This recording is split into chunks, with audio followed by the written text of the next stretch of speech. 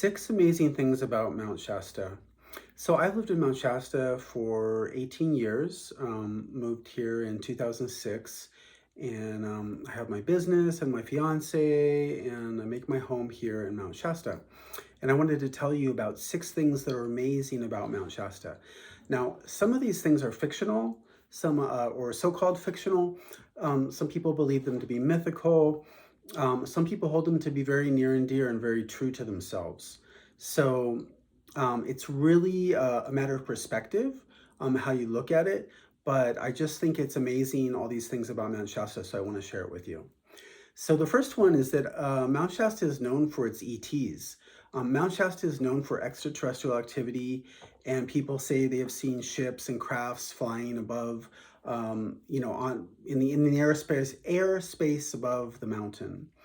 And they feel, some people feel that this is like a landing pad, that maybe the spaceships are coming inside Mount Shasta and docking, and that there's a lot of extraterrestrial activity, and that the ETs are coming to planet Earth, and that Mount Shasta is a prime location that they love to be at.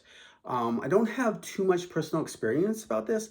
I did one time see a light in the sky that was just moving along, and then it flashed to about 10 times its brightness, and then it went out. So that is my total experience of ETs in Mount Shasta. Whether that was an ET or a satellite or military or some kind of strange phenomenon, I don't know what that was, what I saw, but some people claim to have seen some pretty interesting things. So number two, one of the things that Mount Shasta is known for is the city of Telos. So if you have never heard of the city of Telos, the belief system is that inside the mountain, there's actually a city of an advanced race of beings that went into the mountain maybe 12,000 years ago, something like this, that there was an ancient civilization that had to go inside the mountain for protection, or, there's a whole kind of mindset around what the reasons are they might have gone inside the mountain. And there's also a question of whether it's a 3D city or whether it's like a different dimension. Like maybe an ascended race has evolved and gone into a different dimension, and they live inside the mountain in a separate dimensional space. So with that in mind, you wouldn't necessarily see them if you went into the mountain. They might be phased out, and you wouldn't actually see them with your physical eyes. So I'm just telling you what the belief system is. You don't shoot the messenger. If you don't believe in this stuff, that's no problem. I'm not saying I believe in it or don't believe in it. I'm saying these are the belief systems about Mount Shasta, and these are six amazing things that I want to share with you. So number three, ascended masters. Now this has to do, it's vaguely related to the Telos idea, but there's an idea that there are great teachers on this world, and that when they pass over into the next world after this, the afterlife, that they still stay in communication with people telepathically, and they guide people on this world, on this earth plane, in their daily lives. Again, I'm just telling you what the belief system is, so don't shoot the messenger. But Saint Germain is one of the people that they say, that they talk about this. So Saint Germain is said to have lived maybe in the 1700s, maybe 1800s.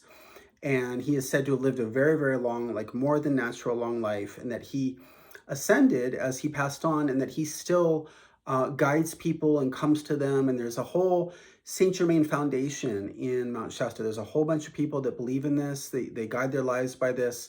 They treat Saint Germain like he's like a savior. So believe it or not, that's what some people believe, and I'm just telling you the truth of what they believe. I'm not saying it's the truth, it's the truth that they hold. So ascended masters. So moving on to the next one is Sasquatch. Sasquatch, you've heard of Sasquatch Bigfoot. So Sasquatch Bigfoot is said to roam the territory in Northern California, maybe Southern Oregon, maybe other parts of the US, I'm not sure. It's not supposed to be one Bigfoot being, it's supposed to be a whole race of beings. And again, one of the belief systems around these creatures is that they are fourth dimensional. So they're not actually in our 3D space. They've evolved to a different dimension, and they can appear or disappear as they want to. And so they might be around you. The idea is they might be around you, and you might not even know it. Or you might see them and then not see them and wonder what happened to them. So I met somebody who he's a researcher on Sasquatch, and he has devoted his life to going out into the wild and filming and trying to catch this creature on film. I'm not sure. I haven't heard any updates recently, so I don't know how successful he is. But some people really believe in this stuff. There's a big statue in Happy Camp, which is a town maybe an hour and a half away from Mount Shasta.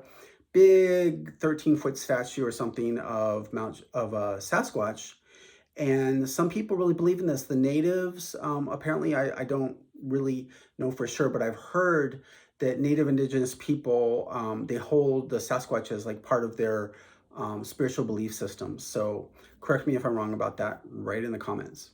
So the fifth amazing thing about Mount Shasta, which relates to Sasquatch, is that the nature around Mount Shasta is amazing.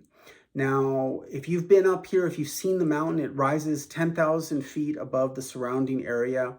Just incredible, snow-capped much of the year.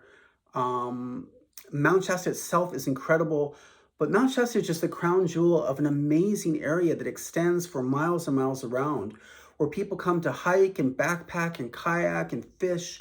And it's just an incredible area for all kinds of natural relaxation and recreation. And people, come up here to get away from it all, to get away from the city, to get away from the noise and hustle bustle. The town of Mount Shasta is only a few thousand people, depending on how you count it, what area you count as the town of Mount Shasta. The city limits, I think it's 3,000 to 4,000, and then maybe another few thousand in the surrounding area around the town.